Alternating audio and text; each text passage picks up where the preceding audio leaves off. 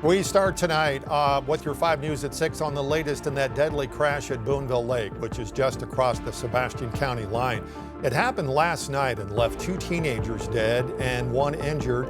Thanks for and streaming on 5 News Plus. I'm Darren Bob. As the Sebastian County Sheriff's Office continues its investigation into that crash, Booneville community is coming together now to mourn. 5 News reporter Lauren Spencer spoke with residents about that tragedy and how it's impacting this very close-knit town. Community members here are describing this as a devastating loss after police say a car ran into Booneville Lake and 2 people couldn't make it out of the vehicle. I came out here to pray for the family, pray for the friends, pray for Booneville. Praying is all anyone can do now in Booneville and the surrounding communities. It's why Harold Scarber and others came to this spot by Lake Booneville Friday afternoon. It's a nice place to be. It's my heaven. Now, a place that holds special memories for many has also become a place of mourning. This is a photo of that car involved in the incident shared with us by the Sebastian County Sheriff's Office. They say deputies were called to this spot off of Old Highway 10 for a report of a car in the lake. Residents believe the car entered the water where tire marks are still visible along the shore. Investigators say 2 people were unable to get out of the vehicle and died. My wife had been outside and she said she'd heard a lot of sirens, and I didn't know it till I got up this morning.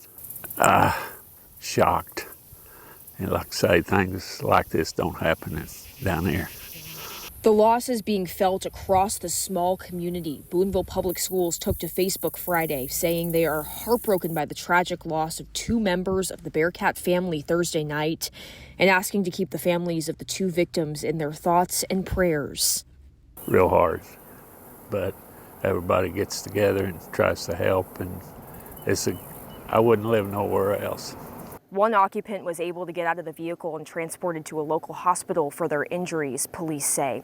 The Sheriff's Office says this investigation is ongoing. In Booneville, covering news where you live, Lauren Spencer, 5 News.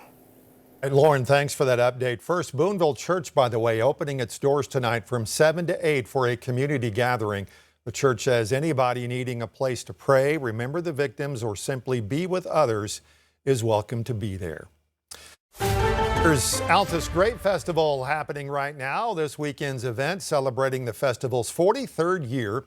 We have the 5 News team out there to once again stomp some grapes this year. 5 News Chief Meteorologist Scott Covert among them.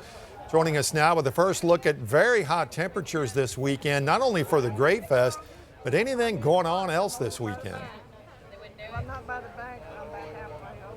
And you know, Darren, the heat's just a part of the Grape Festival, so right on cue, we've got some pretty hot temperatures this weekend. Now, as for this evening, live radar shows, yeah, we got some cloud cover above us, but we've not seen much in the way of rain at all. That's unfortunate. I wouldn't take a sprinkle or 2 to help cool us down. Right now, most of the area is in the 80s. Podo sticking out at 90 degrees right now. As for the rest of this evening, we'll begin with an hour-by-hour look at Northwest Arkansas's forecast. Those clouds are going to start to break overnight while you're asleep, and it's going to give way to a mostly sunny sky on our Saturday. Meanwhile, temperatures only dropping into the upper 70s by tomorrow morning in the River Valley.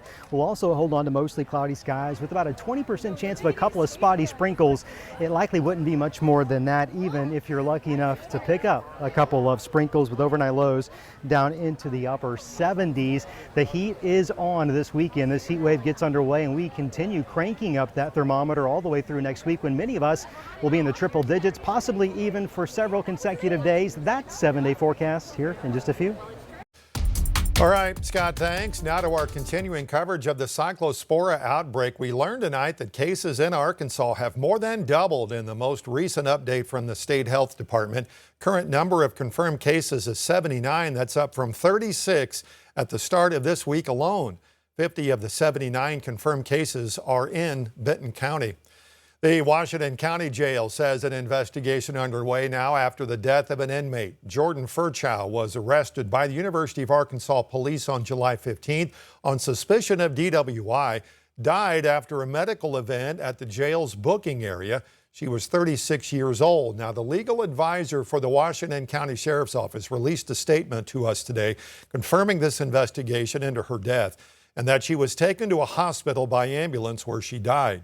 State police now leading this investigation into what happened. Will, of course, follow any developments and bring you the latest updates on 5newsonline.com. Developing today, Pea Ridge Police have announced it plans to discontinue its use of flock cameras. Police Chief Lynn Hahn made that decision, saying while the cameras have helped recover stolen vehicles and locate missing people, the department must also consider the impact on public trust. In a statement, Hahn said every tool used by law enforcement should be evaluated not only for its effectiveness, but also for how it affects the community's confidence in police. The decision comes amid a nationwide debate over these cameras. The license plate recognition systems are designed to help investigators track vehicles and solve crimes, but they've also drawn criticism over privacy, mass surveillance, and the company's data retention practices. Fort Smith fire investigators looking into what caused a fire to break out overnight at Bo's Tuxedo there on Rogers Avenue. This is video of the damage it left behind to the building, which sits across from Central Mall and Arvest Bank. Bo's has long been a go-to spot for prom and formal wear in the Fort Smith area. This weekend will mark 1 year since the double murder at Devil's Den State Park. And tonight, after your 5 News at 6, we are taking an in-depth look at the case on 5 News Plus. Prosecutors say Andrew McGann killed Clinton and Kristen Brink on July 26th while they were hiking with their children at Devil's Den. McGann was arrested after a manhunt that lasted several days. He is being held without bond in the Washington County Jail. The couple had just recently moved to Northwest Arkansas before the murders. Their 7- and 9-year-old daughters both survived the attack. McGann is facing capital murder charges in both of those deaths. And tonight, we premiere a new episode of A Natural State of Crime focused on the Devil's Den case. 5 News anchor Joe Ellison takes an in-depth look at the investigation over the past year. It debuts in less than a half hour at 6:30, streaming for free on 5 News Plus. Here's a preview of what you can expect.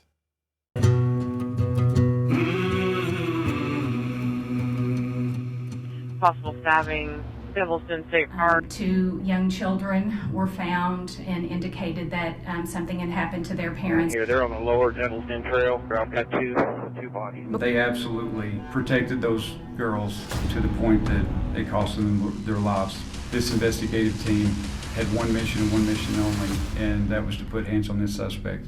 It was right here at this beauty salon in Springdale where the Arkansas State Police arrested Andrew James McGann. I was about 5 minutes into the haircut. Something did feel off about him. He had recently moved here, had taken employment as a teacher. Whether he committed something else, we don't know, but we are certainly going to explore that.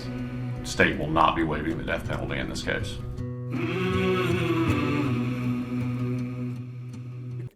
You can watch this new episode of A Natural State of Crime on the Devil's Den murders for free right after your 5 News at 6, only on 5 News Plus. It's streaming on that app. And then at 7 o'clock, stick around for the conversation. 5 News anchor Joe Ellison will go beyond the headlines for an in-depth podcast-style discussion on this case that's haunted the area for a year now. Both will be available to watch on demand with 5 News Plus as well.